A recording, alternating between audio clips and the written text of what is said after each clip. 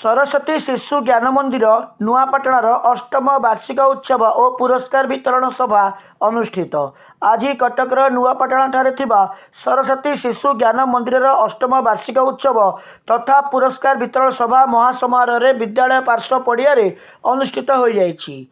यही वार्षिक उत्सव तथा पुरस्कार वितरण सभा उपलक्षे आयोजित कार्यक्रम को विद्या विकास समिति ओडिशार राज्य संगठन संपादक श्रीजुक्त नरहरि सेन आनुष्ठानिक भाव उद्घाटन करथिबा बेले समाजसेवी श्रीजुक्त मागुड़ी चरण राउत मुख्य अतिथि भाव जोग देथिले। साई आरोग्य धामर प्रतिष्ठाता डॉक्टर श्रीजुक्त दीपक राजक पौरोहित्य आयोजित आज यही वार्षिक उत्सव तथा पुरस्कार वितरण सभा रघुनाथजीव महाविद्यालय प्राध्यापिका श्रीमती मीरा बेउरा मुख्य वक्ता भाव जोग देथिबा बेले वरिष्ठ सांबादिक श्रीजुक्त संतोष कुमार कुटिया सम्मानित अतिथि भाव जोग देथिले। सेहीपरि अन्यतम सम्मानित अतिथि भाव श्रीजुक्त प्रभंजन जेना, श्रीजुक्त सुभाष चंद्र बेहरा, श्रीजुक्त गौरंग चरण सेठी प्रमुख जोग देथिले। वरिष्ठ शिक्षयित्री श्रीमती प्रभाती पात्र संबंधित अतिथि भाव जोग देथिले। विद्यालय गुरुमा मामुनी साहू अतिथि परिचय तथा स्वागत अभिभाषण देथिबा बेले विद्यालयर संपादक श्री मानस रंजन कर विद्यालयर संपादकीय विवरणी पाठ करथिले। विद्यालय गुरुमा मधुस्मिता बेउरा मानपत्र पाठ करने सह धन्यवाद अर्पण करथिले। विद्यालय आयोजित विभिन्न क्रीड़ा विज्ञान मेला मीना बजार प्रभृति कार्य कृतकार्य होइथिबा छात्र छात्री अभिभावक मानकु अतिथि माने पुरस्कृत करथिबा बेले विद्यालय कुनी कुनी छात्र छात्री माने सांस्कृतिक कार्यक्रम परिवेषण करथिले और यहाकु समस्ते उपभोग करथिले।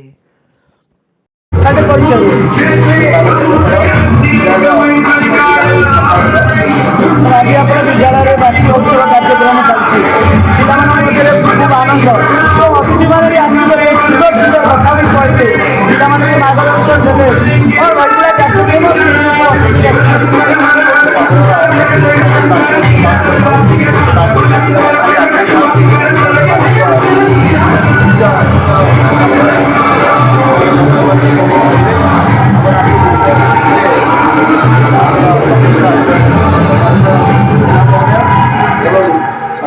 और उद्घाटन आम विद्या विकास समिति राज्य संगठन संपादक नरहरि सेन एवं सभापति थे डॉक्टर दीपक राज आ मुख्य वक्ता थे आमर अध्यापिका मीरा बेउरा एवं संबद्ध अतिथि थे प्रभात पात्र वरिष्ठ शिक्षयित्री।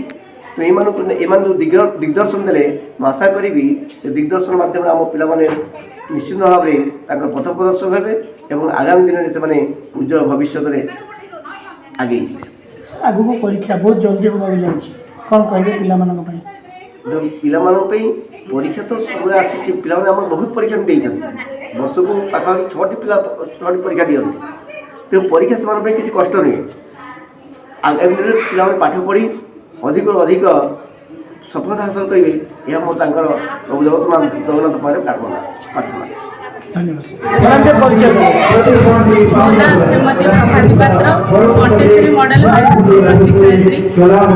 आप संगठित अतिथि भाव शिशु मंदिर विद्यालय जॉइन करते आज आसते पिला कौन कहे विद्यालय संपर्क में कौन रहा मतामत? मत तो बहुत खुशी लगिला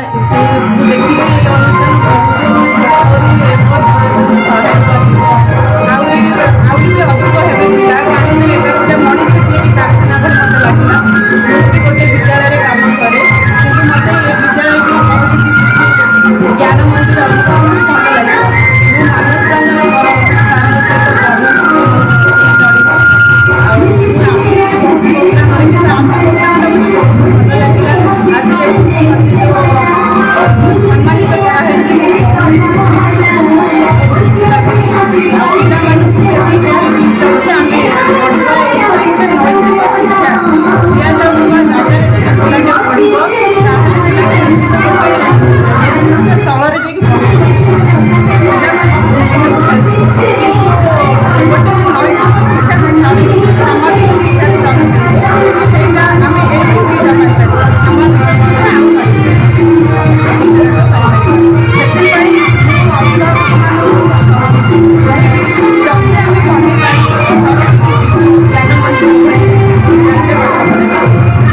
मानस परिचय हो मो ना मागुड़ी चरण राउत पूर्वतन सरपंच अंडगाजर मोरंदा पंचायत ତ ଆଜି ଗୋଟେ ଶିଶୁ ମନ୍ଦିର ବାର୍ଷିକ ଉତ୍ସବ ଆସିଥିଲେ କଣ ପିଲାମାନଙ୍କୁ ବାର୍ଷିକ ଉତ୍ସବ ଦେବେ ଆଉ କଣ କହିବେ ସ୍କୁଲ ସମ୍ପର୍କରେ? ଏଠି ଦେଖିଲେ ଯୋଉ ଛୋଟ ଛୋଟ ପିଲାମାନେ ଗୋଟେ ଭାବ ଚିନ୍ତାଧାରାକୁ ସେମାନେ ଆଣିଛନ୍ତି ଶିଶୁ ମନ୍ଦିରର ଅନୁଷ୍ଠାନକୁ ଗଢି ଉଠୁଥିବା ମାନସ ବାବୁ ଏବଂ ତାଙ୍କ ସହିତ ଯୋଉମାନେ ସହଯୋଗ କରୁଛନ୍ତି ଗୁରୁମା ମାନେ ଗୋଟେ ଆଧ୍ୟାତ୍ମିକ କଲଚର ଯୋଉଟାକି ଆବଶ୍ୟକ ପଡିଛି ବର୍ତ୍ତମାନ ପରିବେଶ ପରିସ୍ଥିତି ଦୁନିଆରେ ଆଧ୍ୟାତ୍ମିକ ଚିନ୍ତାଧାରାକୁ ନେଇ ଆଗକୁ ଯିବାର ଆବଶ୍ୟକତା ସେ କଥାଟାକୁ ମୁଁ ପ୍ରଥମରୁ ଦେଖିଲି। ଆମର ଇଷ୍ଟ ଦେବ ପ୍ରଭୁ ଜଗନ୍ନାଥ ତାଙ୍କ ନାଁରେ ସେମାନେ କାର୍ଯ୍ୟକ୍ରମଟା କରୁଥିଲେ ମତେ ବହୁତ ଉଲ୍ଲସିତ ହେଲା ଖୁସି ଲାଗିଲା ଏବଂ ତାଙ୍କୁ ଏ ଅନୁଷ୍ଠାନଟା କେମିତି ଭଲରେ ଆଗକୁ ଯିବ ତାଙ୍କ ପ୍ରତି ଆଜିଠୁ ମୁଁ ନିଜକୁ ନିଜେ ଯୋଡ଼ି ହେଇଯାଇଛି। ମୋର ବନ୍ଧୁ ଦୀପକ ବାବୁ ମତେ ଡାକିଥିବାରୁ ମୁଁ ଏଠି ପହଞ୍ଚିଛି। ଆଜି ଗୋଟେ ଭଲ ପବିତ୍ର ଦିନ ବଙ୍କ ଉଦ୍ଧାର ଏକାଦଶୀ ତା ସହିତ ଆଜି କୁମ୍ଭ ସଂକ୍ରାନ୍ତି। ଆମର ହିନ୍ଦୁ ପରମ୍ପରା ଓଡ଼ିଆ ପରମ୍ପରାକୁ ଦେଖିବାକୁ ଗଲେ ଆଜି ବହୁତ ସୁନ୍ଦର ଦିନ।